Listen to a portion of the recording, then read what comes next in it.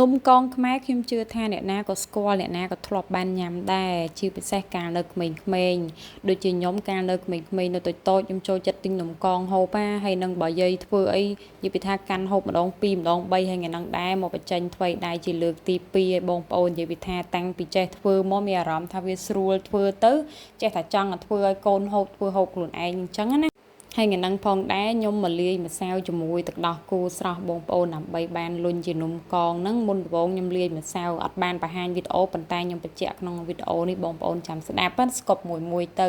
ហ្នឹងហើយម្សៅខ្ញុំប្រើចំនួន3ខាំទឹកដោះគោស្រស់ប្រហែលជា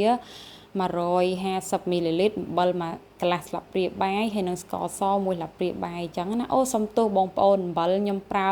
កន្លះស្លាបព្រាកាហ្វេបងប្អូនព្រោះអំបិលដាក់មកចាប់បន្តិចអញ្ចឹងដាក់យកចាប់ជាតិណាហើយយើងច្រវល់ម្សៅឲ្យចូលគ្នាអញ្ចឹងមក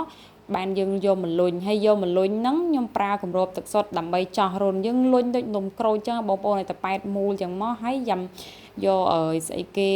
គម្របទឹកសុទ្ធហ្នឹងយកមកចោះរុនវាដើម្បីបានរុនប្រហោងយើងជៀនទៅឃើញនំកងស្អាតនោះបងប្អូនហើយរបៀបបំពងនំកងឬមួយក៏ជៀននំកងដើម្បីកុំឲ្យផ្ទុះពួកឯងខ្ញុំឃើញបងប្អូនមួយចំនួនពេលដែលខ្ញុំចេញវីដេអូនំកងវគ្គ1អាពេលមុននោះគឺភាគច្រើនបងប្អូនថាគាត់ជៀនខ្ទុះច្រើនខ្ទុះបែកមុខបែកមាត់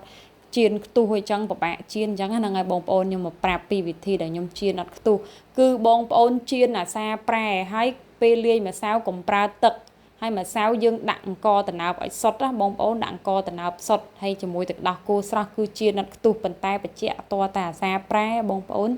ប្រែហ្នឹងយើងប្រែឲ្យញឹកហ្មងមិនមែនប្រែ2ដង3ដងនិយាយទៅយើងឈរកោត្រឡប់តតែនំឆ្អិន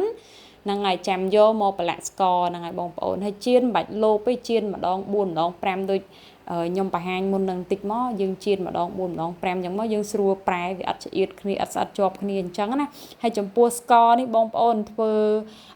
កោវាមកជើងក្រងអញ្ចឹងហើយចាំដាក់ល្ងមកយើងពេញចិត្តចង់ដាក់ប៉ុន្មានក៏ដាក់ទៅអាស្រ័យលើយើងចូលចិត្តដាក់តិចដាក់ច្រើនតាមហ្នឹងទៅគ្រាន់ថាស្ករគឺប្រើស្ករត្នោតគឺឈ្ងុយឆ្ងាញ់ណាបងប្អូនបើស្ករសក៏ដាក់បានដែរតែគ្រាន់ថា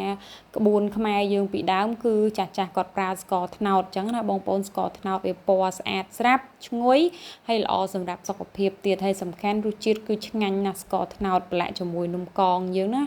ឡូវនេះនំកងខ្ញុំបានរួចរាល់ហើយបងប្អូនសម្រស់ក៏ស្អាតក្លិនក៏ឈ្ងុយរសជាតិក៏ឆ្ងាញ់ដែរបងប្អូនខ្ញុំធ្វើនេះធ្វើលើកទី2ឲ្យបងប្អូនជោគជ័យអត់ខ្ទុះទេខ្ញុំធានាបងប្អូនឲ្យតែអាសាប្រែនំកង